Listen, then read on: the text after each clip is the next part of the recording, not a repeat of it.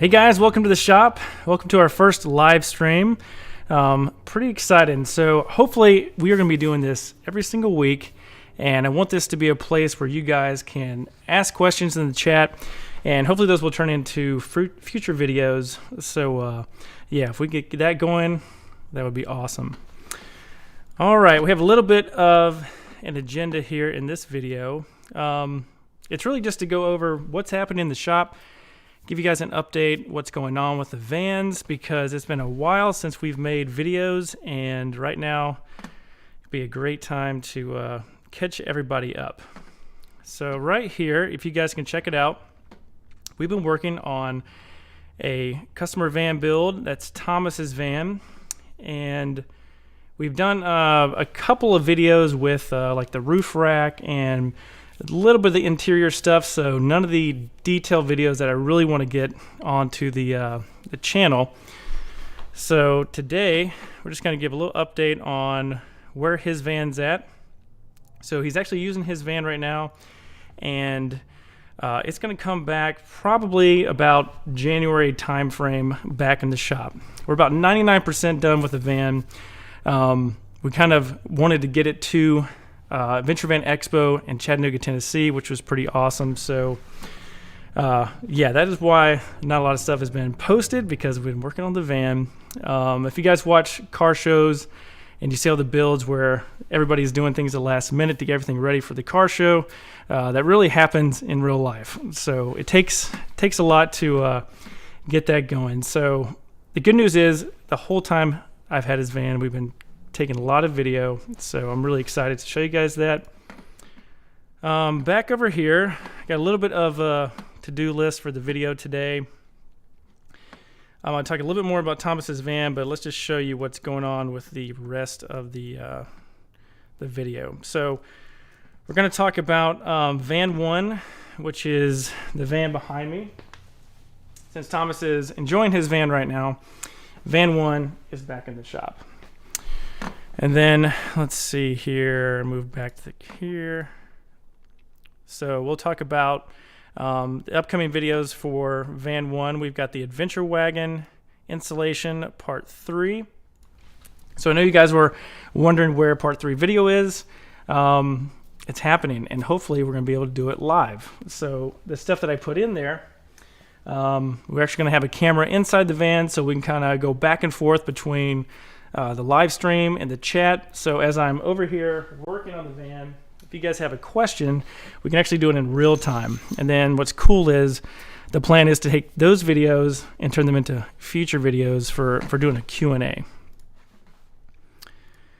Next thing we have is the CRL driver's side vent window. So on this van, you can see where the microphone is.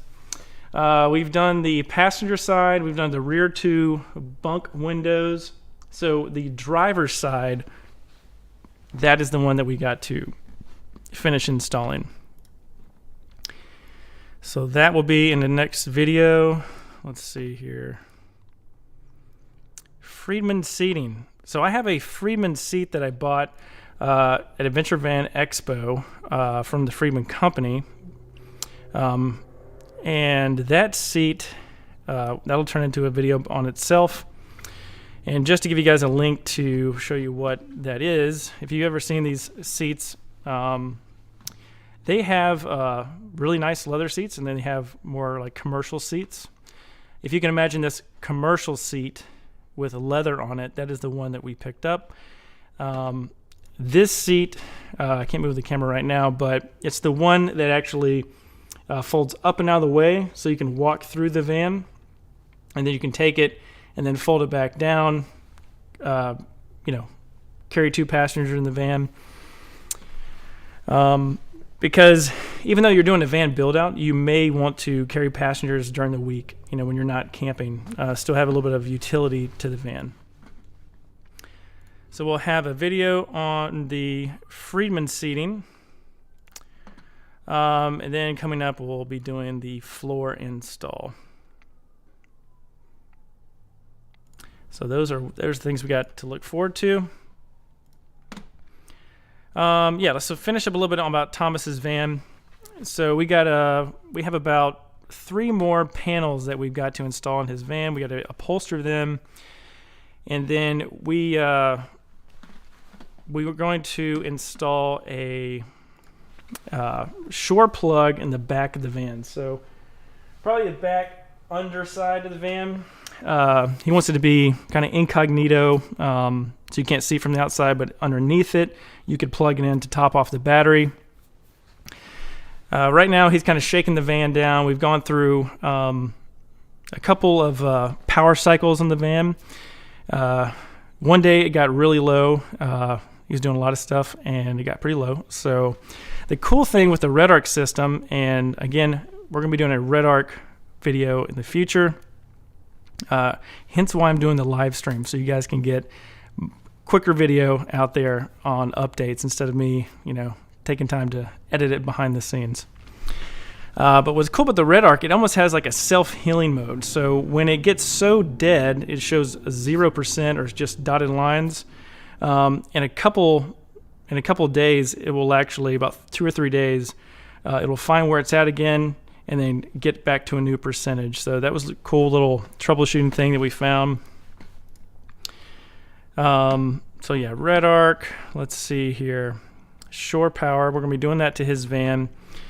And then when it comes back in January, we're going to be working on the pneumatic air system. So we're going to do a hardline air system so that we can, on the front right here, we can have a quick connect, and then we'll have a quick connect on the back, because he actually has an ARB compressor in the back, so that when he goes off-road, he can air down the tires. But just for ease of use, we want to have those connection fittings on the front and the back. So really, I mean, we've got a ton of content for you guys. It's just a mountain of DIY content, so I think you guys are really going to enjoy it. Answering some YouTube comments. Let's see here. Yeah, we'll go through some comments. I'll give you a little final thoughts on the live stream schedule, the feedback, and then the Q&A stuff that I want to do. So let's go ahead and get into answering some comments here. So originally, this video was going to be talking about PEX and PEX fittings. So I was going to have a whole thing of PEX fittings so you guys could see, what they looked like. But I already have a video about PEX, and what I was going to answer in this video was going to talk about what was asked in a comment. So right here, HM had a comment, and this had to do with the PEX video. Let's see. I wonder if I can get to. Let's see if I can get to this video real quick.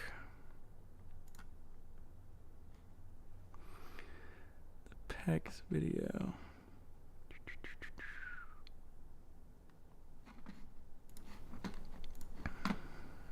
Let's see here.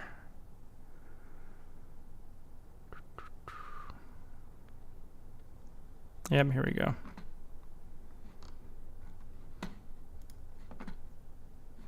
What could you do?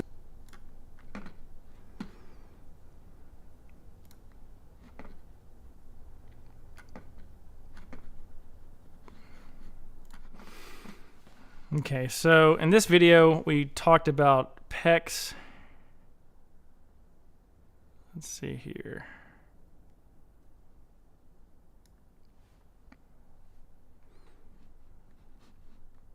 Yeah, we talked about these PEX fittings and kind of how everything went together.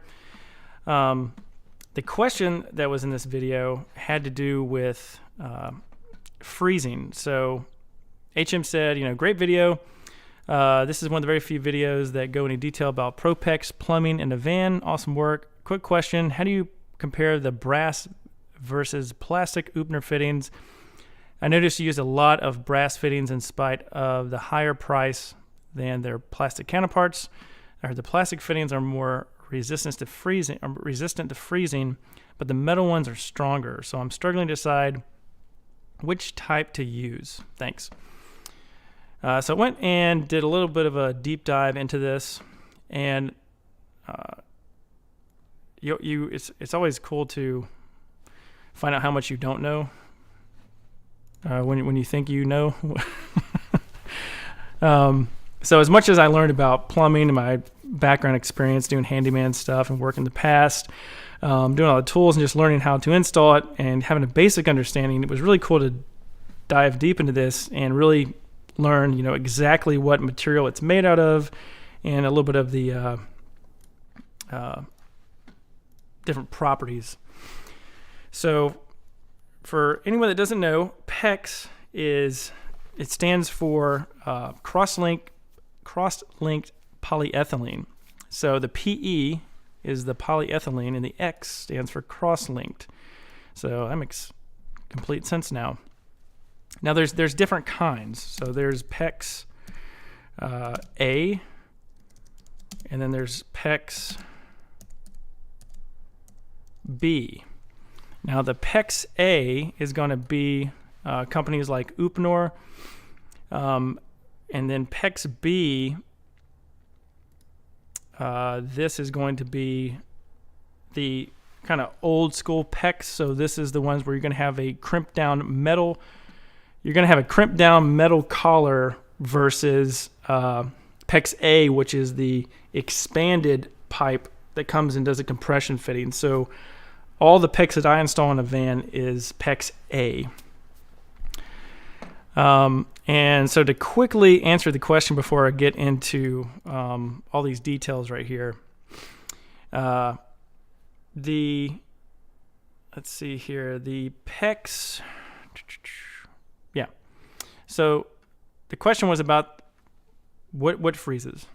So I didn't actually find anything specific on what freezes faster or what is better for freezing. So this link right here, so if we go here, this link, guys, that's Nova in the background. You've probably seen her in a couple of videos.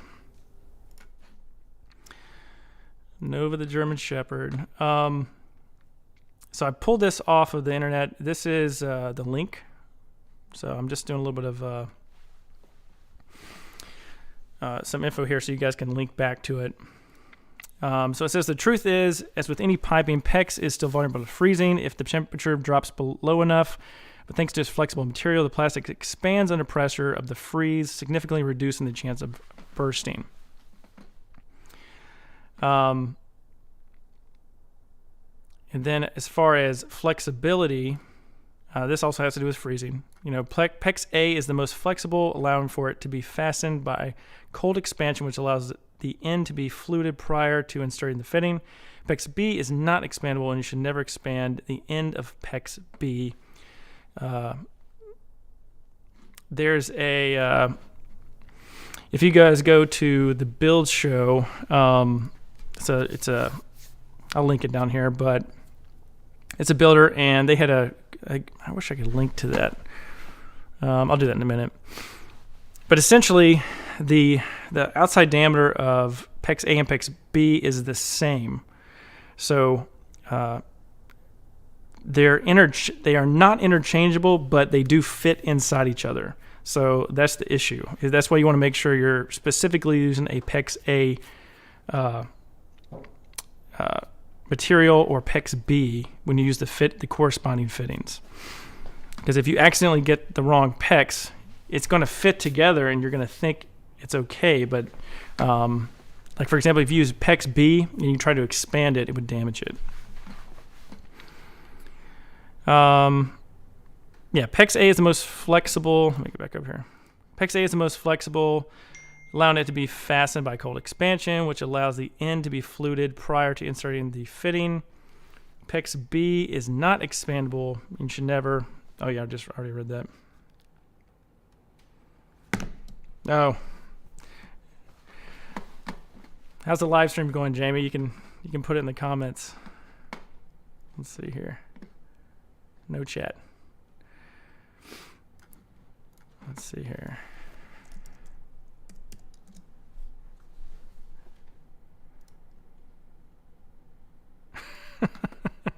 I'm reading the chat right now.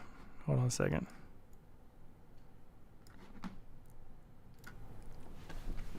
Here, somebody wants to see where the nose is at.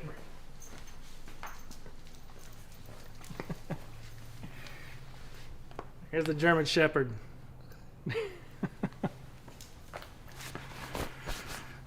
Okay. Let's see, where was I?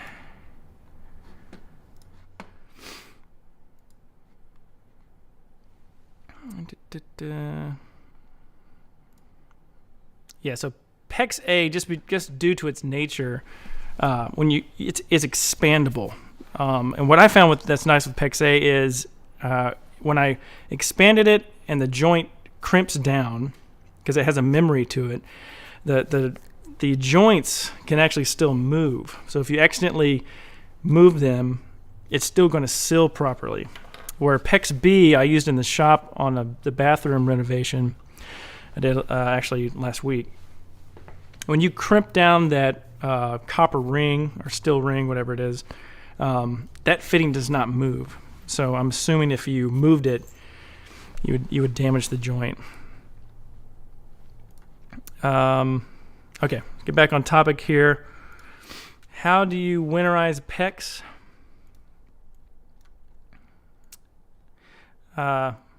So this is a very, very simple question to me. I mean, you just you drain all the water out and you fill the lines up with like ethylene glycol, like an antifreeze type of thing. However, in a van, you're going to be using that water. That's going to be potable water. That's water you're going to be drinking. So you do not use antifreeze. They actually have a antifreeze for RVs. It's the pink stuff. So if you ever went to an RV show and the sink always has that pink water in it, or the tank has pink, or they spray the nozzle to kind of test the water system and it's pink, that is the potable water antifreeze. So you guys can look that up. I'm not going to look that up right now. But essentially, yeah, just let's see. Anyway, yeah, we're not going to go over this. I just linked that there for some weird reason. Oh yeah, I know I did that. So I put this in here to talk about because let's see, let's see what I want to do.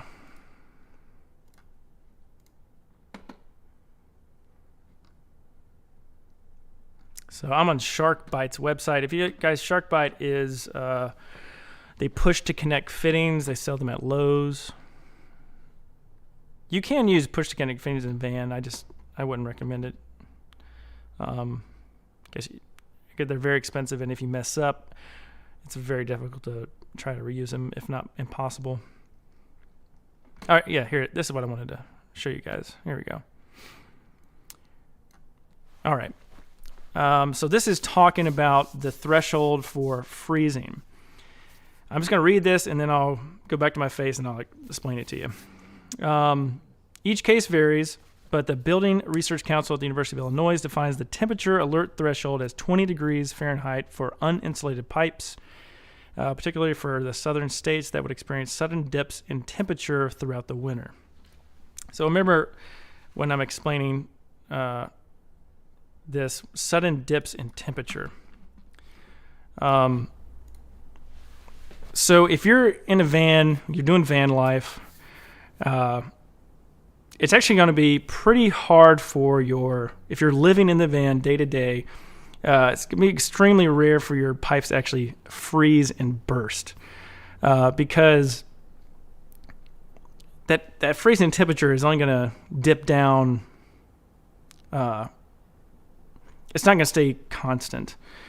So if you're using your van, you're driving it, you're warming it up, you're sleeping in it, you got the heater on, it's going to be very difficult for the van to get so cold for so long that ice accumulates, then that ice freezes, and then starts to expand. That's a long process. I'll give you an example. I went to Grayson Highlands. We went up there for a hiking trip, and my van, it was like 25 degrees outside or something like that, and maybe like 34 in the day. So really cold. And we went on a hiking trip for 2 days. So I parked the van at the trailhead. We left it. It snowed like 6 or 8 inches that night. We hiked around, spent the night, and then we came back the next morning. My van is low roof, Ford Transit 150. It's not fully insulated, but it's your inside of your van is protected, essentially from the elements because of the outside of the structure of the van. And for the internal temperature, so inside the van, inside that cabinet where your water tank is, inside the tank itself, it's going to take a long time for that core temperature to drop to where it actually freezes to solid ice. So long story short, I haven't changed anything on my van the past 3 years. Been through long freezing. It stays outside all the time. Even my 100 amp hour, I just have one battery for the lights and stuff like that. That lithium iron phosphate battery, it does not have a low temperature disconnect or anything like that. But over 3 years, even camping in the winter in the snow, leaving the van in a parking lot, it's just never got to where I've had an ice issue. So what I'm saying is it's very rare that you're going to get to a point where your pipes freeze and bust. Now, what a lot of people are talking about are, just watching tons of YouTube videos and stuff like that. You got to think about, these stories are particularly probably coming from the Northwest, Washington, Canada, Alaska, New York, there are places where your van's outside and it's freezing outside. The van has been just sitting in the cold, like a refrigerator the whole entire time. Then you're going out to the van to get in it and use it. That's when, the pipes can freeze inside. It's just like putting a bottle of water outside up in the north. It's going to freeze overnight. So if you're in those locations, you have the risk of your pipes freezing, and then, winterizing the pipes, putting that RV antifreeze in there. That'll probably just be a normal daily task that you do when you winterize your van. But here, I'm gonna cut this short. If you are in those scenarios, you'll kind of know what to do. If you're up north, you're gonna make sure that your water lines are always drained before you park it outside for an extended period of time. If you're down south, it's gonna be really rare that you're gonna have a hard line freeze to the point that it expands and breaks. Now, that was a long-winded answer. So let me go up here. Back to HM. So the difference between plastic and brass, these are my final thoughts.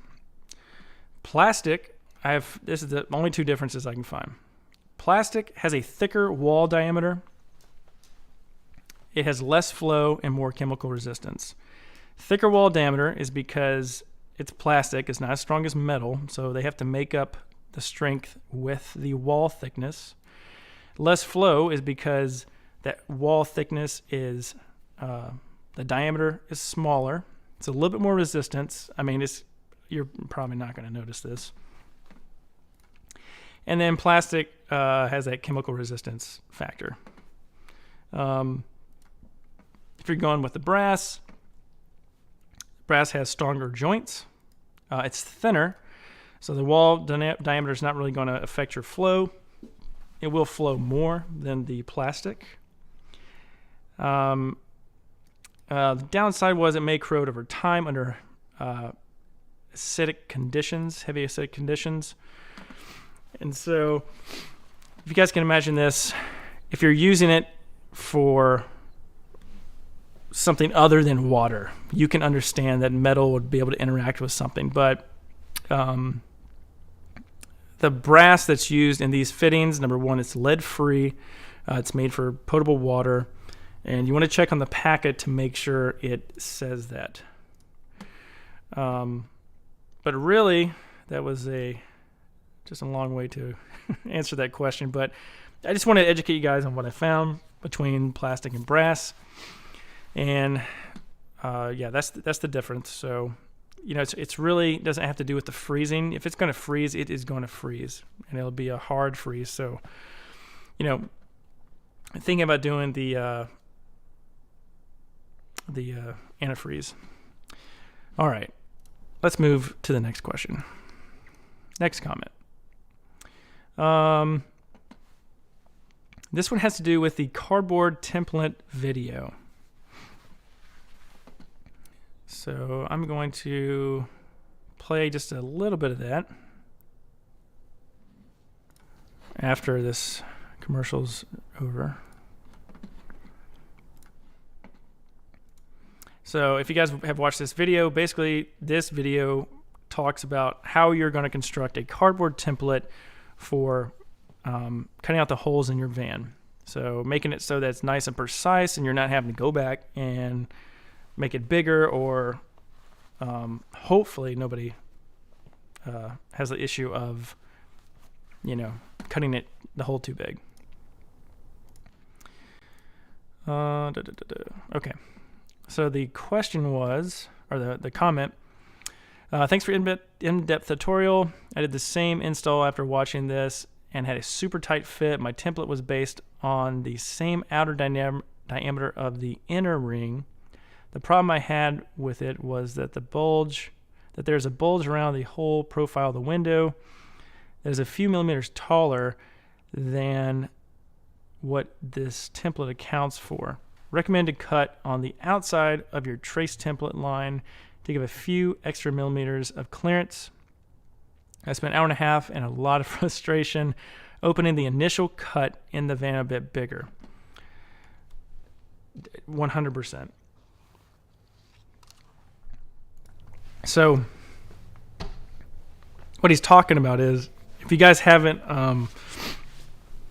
cut out a window in a van, if you're just a DIYer and you haven't really worked with sheet metal before, what he's talking about is when you go to cut out sheet metal, you really want it to be the right, you're following the right line the first time, because you have that metal on both sides and it's kind of stabilizing the sheet metal as you're cutting it. Once that inside is gone and you cut it out, and then you need to cut more out, that little strip is now, it doesn't have any support on the other side, so your jigsaw is going to be coming down, and it's going to be going crazy, and it's going to be really hard to define a new line. So although I really try to kind of push the OCD on this channel so that you guys can do it right the first time, if you feel like you need to cut a little bit bigger to fit it in, you can do that. Just think about how much room it's going to move up and down, and as long as that lip, how do I do this? As long as that lip, the window that that goes in there, as long as you have enough room to kind of hide that extra bit or seal that extra bit, I think you're going to be okay. But yeah, if you guys are looking to learn how to do the cardboard template, check out this video.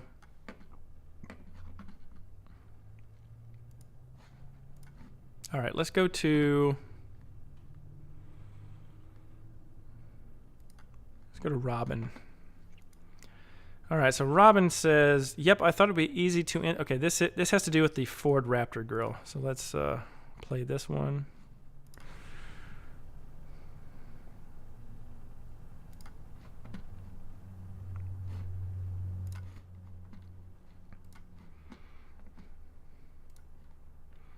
So this is my personal van. This van is getting the Raptor style grill. Thomas's van Did we install that already? I mean, do I have a picture of that? Yeah. So if you look here, Thomas's van actually has that that Ford Raptor style rear. We installed it.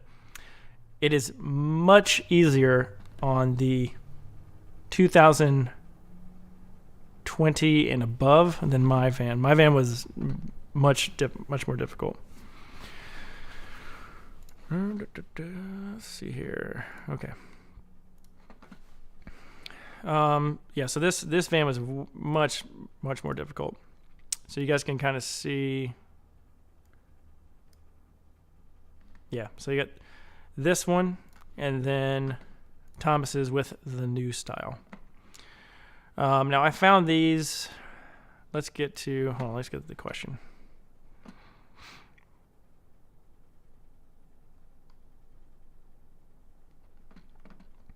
Okay, so the question has to do with the Raptor grill.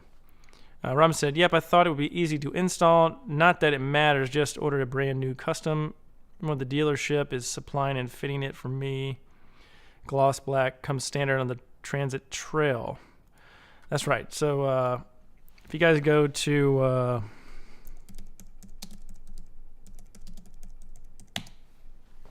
Ford Transit Trail, so this is one of the this one right here. This is the one over in the UK. So you can kind of see it. So if you bought them off of eBay from that one company that I provided links to in that video, you would get this version. So they are, I don't think they're in the US. I don't think Robin. Yeah. So she's in the UK. So she was able to get this one, the factory one, same one that I got. But if we come back here, this is the new, this is the one for the US. And I've not done a deep dive on this yet. Probably talk about this in a live stream. But apparently it has some customization.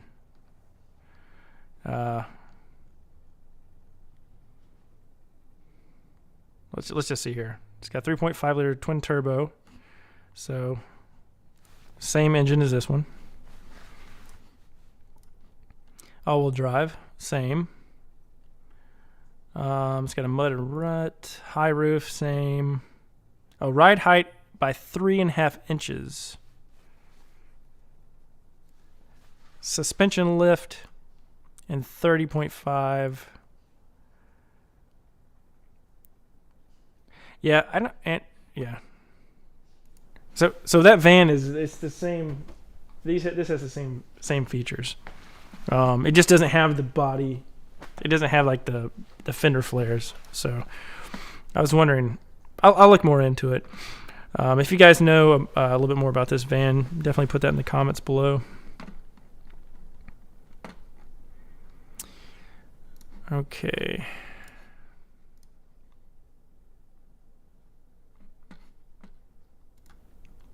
Yeah, but they're on eBay. Those Raptor grills are on eBay. The link, follow that video link on the website. I mean, on the Van Builder HQ, and there'll be a link to the eBay pages.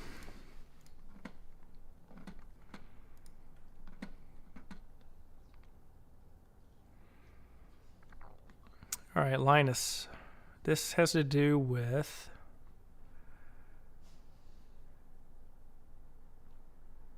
Oh yeah, okay. There's a video where the audio cut it out, and yeah, if that video, that's gonna be up there forever. So it'll just not have audio for that little bit. Anyway, thanks for letting me know. If there's something where the audio goes out and it's important, I will redo it. But if it's not that big of a deal, it's just gonna stay up there forever. Judy, tour, you need to show the inside of the drawers. Oh yeah, let's see here.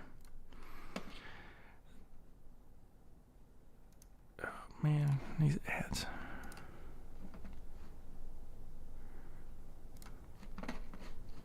See if we got any questions. Nope. So she was asking what is. Wait, let me go back. She was asking what was in the drawers. There's nothing in the drawers. All the drawers are empty.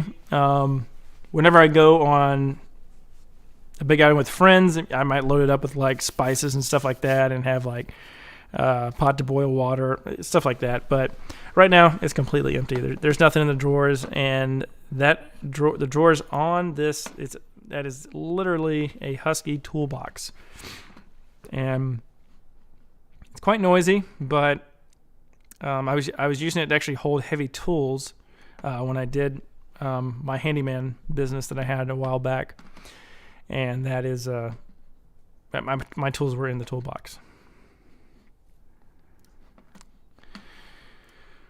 Let's see here. Oh yeah, T-Ride Off-Road. This is the one I wanted to get to. He said, in my opinion, CRL windows are overrated junk. And I have to say, yes, I somewhat agree with that. But the only thing I have to say is, who else makes custom vehicle-specific windows in this industry? It's pretty rare. Now, since we're in that predicament where there's not a ton of customized windows, I mean, you have Ford, but it's solid glass. It's not going to be vented. You have CRL, and if you're careful with CRL and then cut cleanly and just do a lot of prep with like the cardboard templates and stuff, you're going to be fine. The only downside that I've had to deal with this is one of the vents were up, and it had been a week or so since I picked it up in Rock Hill, South Carolina. So that's where I go to pick them up from the distributor. And I opened the box a week and a half later, and the window was messed up. And I don't think this is the best customer service. They could improve on this, but I called up and I said, hey, this window vent won't close all the way. I need to just simply bring it back down to you guys, exchange it, and then have the next one just exchange it. Now, typically, as a business owner, you wouldn't charge the customer for another one and then wait till the exchange happen. You would credit that, give the customer a new window, and then they would handle the processing. So what they did was they charged my card to order the one that was fixed, a new one, and then they waited for the processing to get approved before they credited my account back. So I think that's a little weird. So as a business owner, I can kind of go back and forth with that, no problem. But if you were a personal DIYer and you bought that, they're very expensive. So, your budget probably wasn't allowing for 2 windows to be purchased while that gets taken care of. So I think that's something they can improve on. The other thing is they were doing I don't say a favor, but they said it was it should have came back earlier. But I'm not going to open up all my windows that I order to check every single one of them. And then I have to do that now. So the SOP has changed. Now I have to open up every box that I order, double check, make sure nothing's bent, so I can take it back within a week's time. Anyway, that was my rant on CRL. But again, what are you going to do if that is the only vehicle-specific window company? So what I did for you guys is I just went through, and these are some that I recommend. The first one you're probably going to know about is Van Windows Direct. So Van Windows Direct, I think they're out of California. They have camper van windows. You can go on their website. And obviously, I'm not affiliated with any of these companies. This is just me helping you guys out with some links. But Van Windows Direct, they have camper van windows. They do carry CRL. Then they have Van Windows Direct. I think this is their maybe white label brand. I guess I'm not sure what company actually makes it for them, or they actually do produce them. I'm not sure. AM Auto, half bunk sliders. Those are pretty popular. If you guys if you know from other videos, I'm not a fan of the sliding. The T-vent, those are the ones that I'm a fan of because of the rain shedding effect that they're able to do. If the rain's blowing in at nighttime, you're going to have to close this. So this type of, where the rain can drip off of it, that's what I recommend to everyone, not this style. So Windows Direct, you go here, they've got all the different brands, Ford Transit, low roof, medium roof, high roof. And again, so this glass is all different. The medium high roof shares the same stamping. So essentially you can, that's why that works. But anyway, here's what they got. All right, moving to the next option. I wouldn't say this is an option. These are RV style windows. So these are not van specific, but if you were doing something kind of wild, maybe you had like a schoolie, or you had some type of, like a Econoline, or some type of van to where you were really just getting in a flat piece of wall and you want a window in it or something like that. This is kind of what you would kind of go for.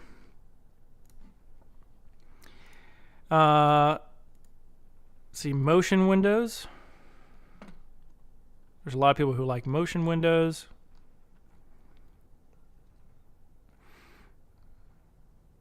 So van windows.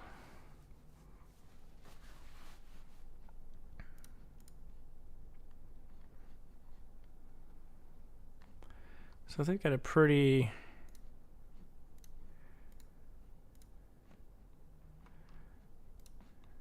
okay. So just a little look at their website. Now, I personally like CRL windows because they look like factory glass and they have the vent in them. That's just my personal opinion. If we go to now, okay, Turn Overland, Arctic Turn windows from Turn Overland. I really like these, and I want to use them in a future build. Let me move this window here. Let me check the comments. Nope.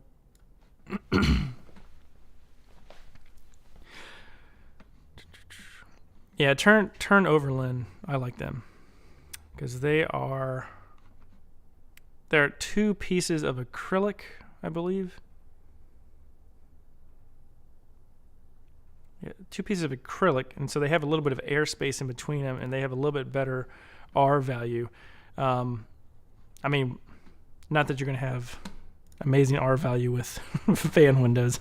you're still in a van, but Arctic Turn windows, I like them because of the way that they open. They kind of have this 3-position ratcheting action.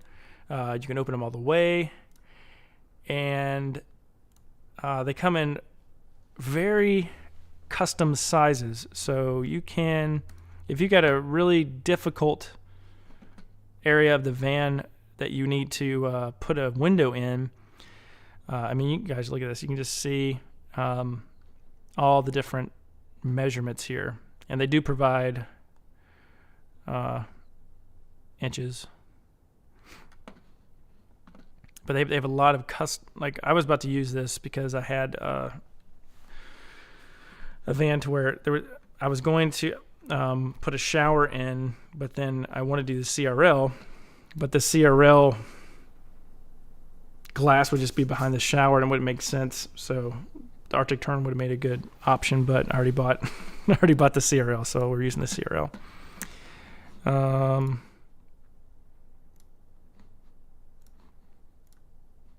Yeah, Turn Overland. I like them. check this out. So this is what happens when we watch way too much YouTube and kind of nerd out on this industry. Is there's a company called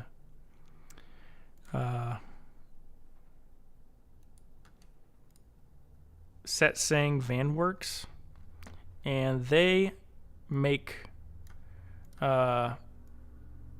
custom window jab for the Arctic Tern windows. So this is really cool. That's not showing up. Hold on. There we go. So this part right here, the window, I call it the window trim. This window trim right here, this is, it's hard to do by yourself. This is the piece that you're actually trying to make as a DIYer usually. And so number one, if you've never done it before, it looks almost impossible. Second, gluing all these together, setting up a router table, getting the right dimensions, and then just setting up shop to make this takes a ton of time. So this company makes these. So what you're seeing here is this is they're covering this. I mean, you can leave it like the wood, I guess, if you wanted to, because it looks kind of nice. But what they've done is they've wrapped it. It looks like they're using marathon fabric, so that gray fabric. So what they've done is they just wrapped this. And so now what you do is, the reason you would buy one of these is you're taking care of this offset between the window and the inside of your van. So this is where your wood, your insulation, your 80/20, that gap. This is taking apart that gap.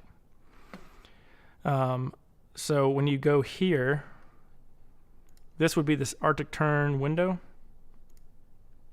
This is the size. That is so weird that does not show up on the live stream. I'm showing you guys a drop down, but it's not showing you in real time. Anyway, that's weird. So say I change this, so like 300 by 1100, and then I go down here and I change outer to inner, and then the outer ring thickness, that is this right here. So you can change it to, like, if it's 2 inches or like 2.8. So however thick your walls are, you do the offset. And yeah, so you guys can read all this. But this just helps you with, that's why I like getting into this long form stuff, because this is the stuff I want to show and teach you guys, is, little quick wins like this, to where you can actually go to Tern Overland, you find a specific window in size. Oh yeah, see, they're linked. And then you can, have two things that actually work together. Makes it much more easier, and it's going to give you a much more professional look. Oh yeah, the one thing I did forget. The reason you're doing this offset is also, Arctic Tern comes in with these bug screens. So there's a screen right here. It's a blackout, and then it's a bug screen. So typically this screen would be on the outside of this window frame, but it would be weird because you'd have to make that opening that much bigger to get it to fit. So by using this offset window jab, they call it, you can cleanly mount that little blackout bug screen. Okay. All right. So that is that.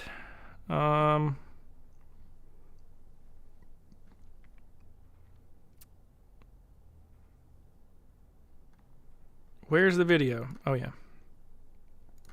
So I did a YouTube short, and it was talking about the red arc system. And yes, I've not made a video about this. I was going to show you guys about the inverter, the red arc, all that good stuff, and kind of where the update is. So that kind of brings us full circle on this live stream. That'll be when Thomas brings his van back. We're going to go through a traditional van tour of his van. So we'll go through all the components. So I'll probably do, a nice, cinematic one. You guys will see later. And then when he brings the van back, I'll just do a live stream, and we'll just go through each one of the things, and then you guys can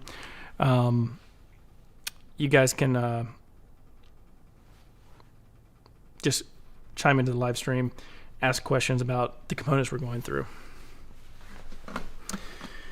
All right, so yeah, we'll talk about the Red Arc system, future video. So that's it for all the YouTube comments. Let's see here. If we go, oh yeah, here we go. So final thoughts. Live stream schedule. So for the live stream schedule, that's going to be minimum once a week. So once a week, chime in. We'll do a little heads up, let you guys know what time we're doing the live stream, so you can watch it, ask questions. And then we do it once a week, but then anytime that I'm working on a specific project, I'll probably hop onto here and get things going, because this is a mobile workstation. We can move it around the shop. And then YouTube feedback, comments for future videos. Yeah, absolutely. Anytime you guys are watching these videos, if you have a question about a van component, the industry, how to install whatever, a specific product or component, put that in the comments. I'll pick it up, and I'll think, there's stuff in the shop that we'll hop on and make a video about it. So yeah, so comments and questions on future stuff, really, really important. So love to see that.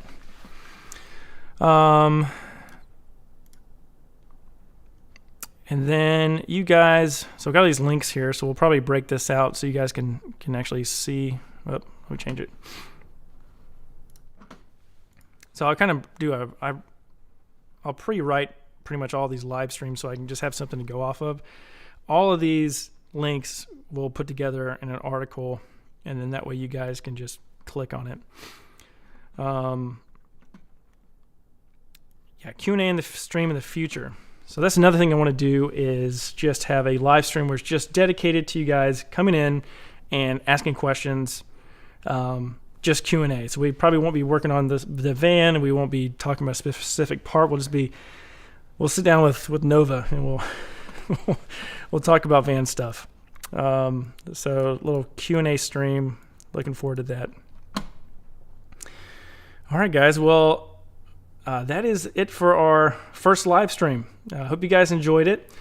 Again, every question that you have, put it in the comments below. That is what I'm hoping to drive here with this channel. Education, help you guys out, the DIYer, and even the professional builder. Just kind of building that whole community. So thank you guys for watching. We're going to go ahead and get out of here, get back to some vans, and hope to see you guys in the next live stream.